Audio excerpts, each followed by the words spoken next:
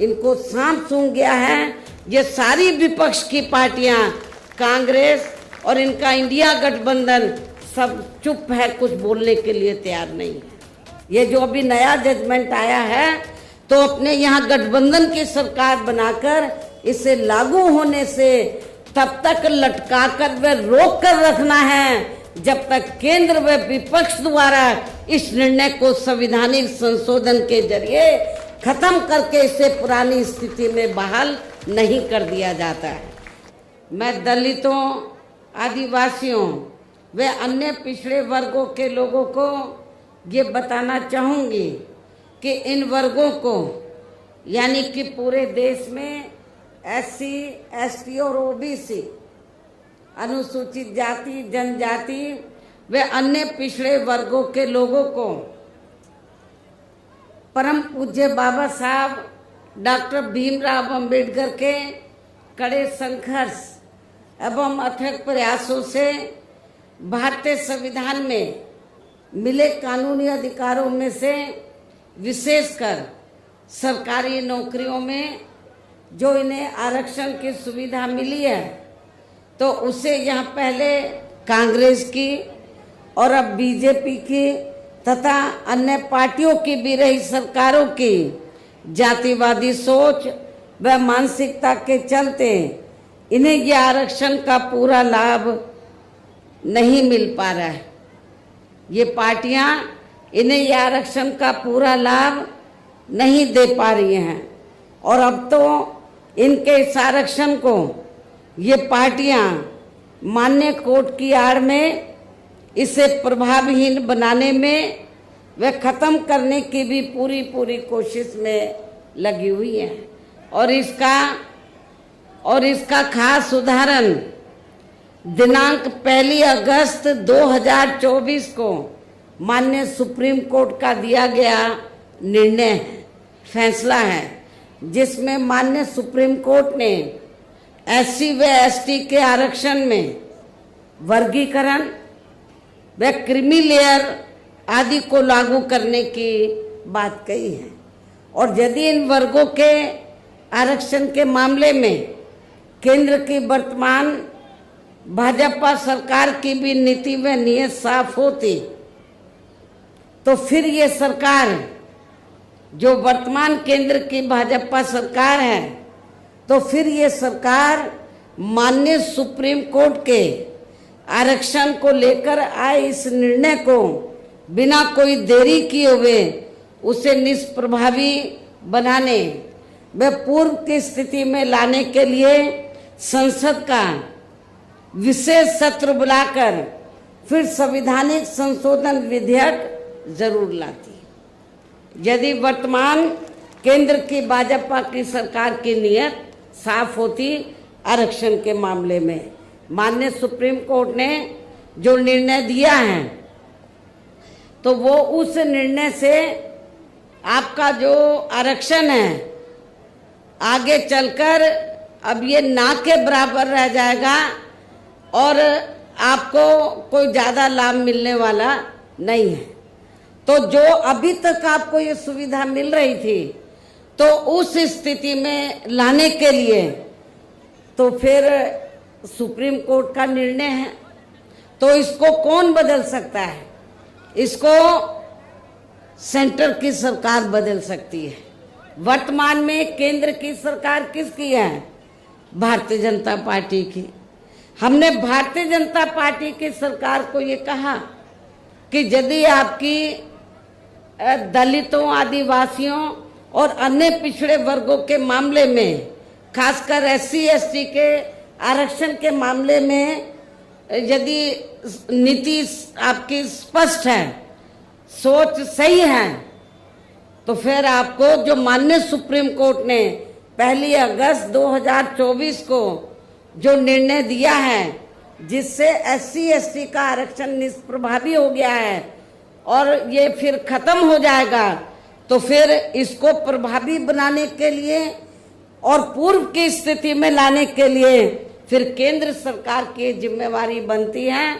कि वो पार्लियामेंट का विशेष सत्र बुलाए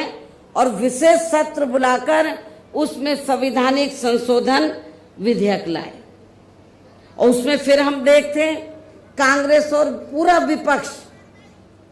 तो वो आपको सपोर्ट करता है नहीं करता है। जिन्होंने संविधान बचाने और आरक्षण को बचाने के नाम पर पूरे देश में दलितों, शोषितों को, पिछड़ों को गुमराह करके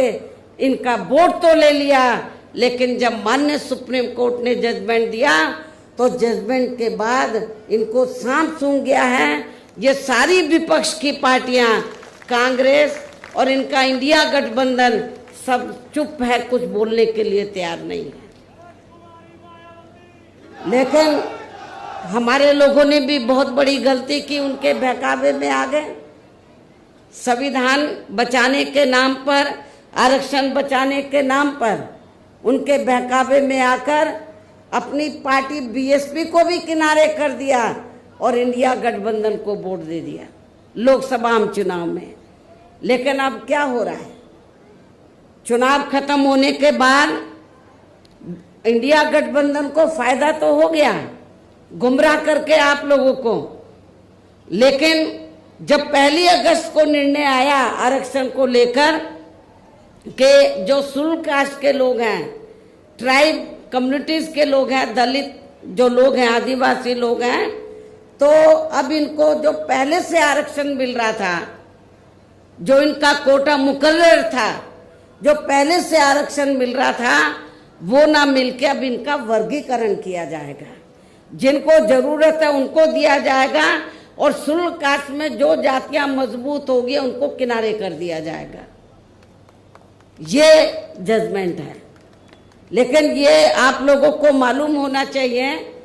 कि जिन शेड्यूल कास्ट में जो जातियां कुछ आगे भी बढ़ी हैं, मुश्किल से 5-6% लोग बढ़े हैं, बाकी लोगों की सामाजिक, आर्थिक और शैक्षणिक की स्थिति में अभी कोई ज्यादा बदलाव नहीं आया है। इसलिए इनके वर्गीकरण की अभी जरूरत नहीं है, बल्कि जो पूर्व में जैसी स्थिति बनी थी, इनको सबको अभी पूरा आरक्षण देने की जरूरत है। लेकिन जब हमने इसके खिलाफ आवाज उठाई तो फिर सारी पार्टियां चुप हो गई।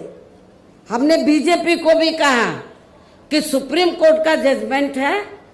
आप संवैधानिक संशोधन विधेयक लाइए और आप उसे पार्लियामेंट में लाकर पास कराएं। हम अपोजिशन को भी देखेंगे,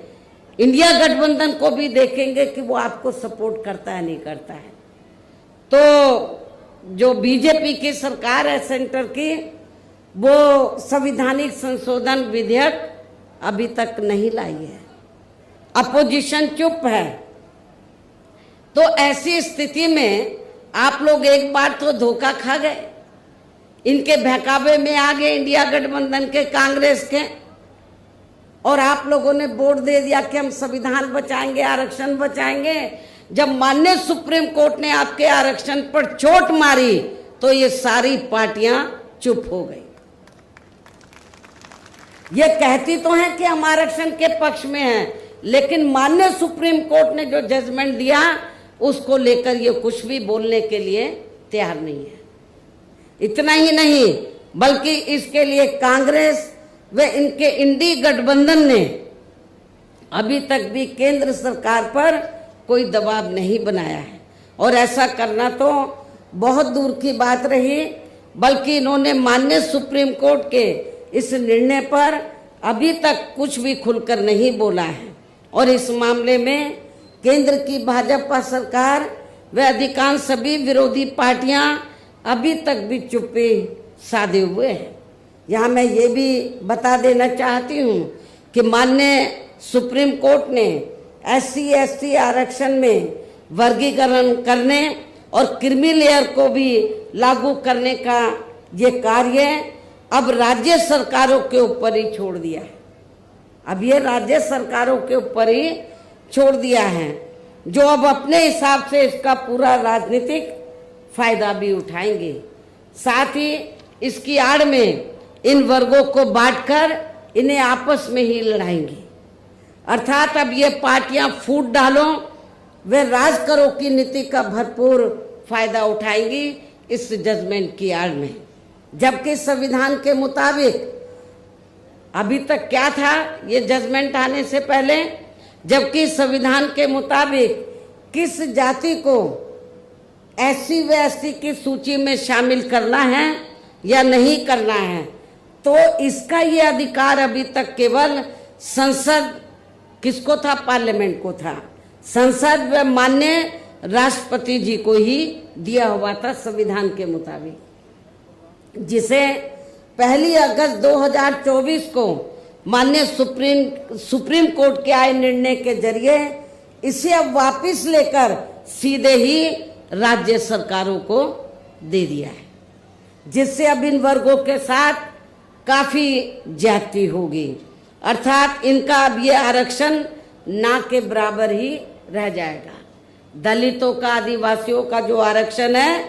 वो ना के बराबर ही रह जाएगा। और अब तो कांग्रेस के श्री राहुल गांधी ने भी विदेश में जाकर इनके सभी आरक्षण को आगे वक्त आने पर खत्म करने का भी ऐलान कर दिया है। इसलिए इन वर्गों के लोगों को बाबा साहब डॉक्टर भीमराव अंबेडकर द्वारा जो इन्हें आरक्षण का ये संवैधानिक अधिकार मिला है, तो इसे बचाने के लिए अब यहाँ हरियाणा प्रदेश में हो रहे विधानसभा चुनाव में इन वर्गों को, ऐसी सभी आरक्षण विरोधी पार्टियों को अपना कतई भी वोट नहीं देना है। जो ये पार्टियां माननीय सुप्रीम कोर्ट के आए इस निर्णय को बिल्कुल भी बदलने के लिए तैयार नजर नहीं आती हैं, ना तो भारतीय जनता पार्टी और ना ही कांग्रेस पार्टी का इंडिया गठबंधन। अर्थात इस मामले में केवल ये पार्टियां इन वर्गों को गुमराह करने में ही लगी हैं। ऐसी स्थिति में अब इन वर्गों को यहाँ विधानसभा के हो रहे आम चुनाव में अपने बने इस गठबंधन की ही सरकार बनाकर, क्योंकि ये लोग जो जजमेंट आया माननीय सुप्रीम कोर्ट का रिजर्वेशन को लेकर, इसको ये अभी तक भी बदलने के लिए तैयार नहीं है, ना कांग्रेस ना बीजेपी। तो ऐसी स्थिति में अब आप लोगों को करना क्या है, यहाँ अपने गठबंधन की सरकार बनाकर इसे लागू होने से, ये जो अभी नया जजमेंट आया है, तो अपने यहाँ गठबंधन की सरकार बनाकर इसे लागू होने से तब तक लटका कर व रोक कर रखना है जब तक केंद्र व विपक्ष द्वारा इस निर्णय को संवैधानिक संशोधन के जरिए खत्म करके इसे पुरानी स्थिति में बहाल नहीं कर दिया जाता है।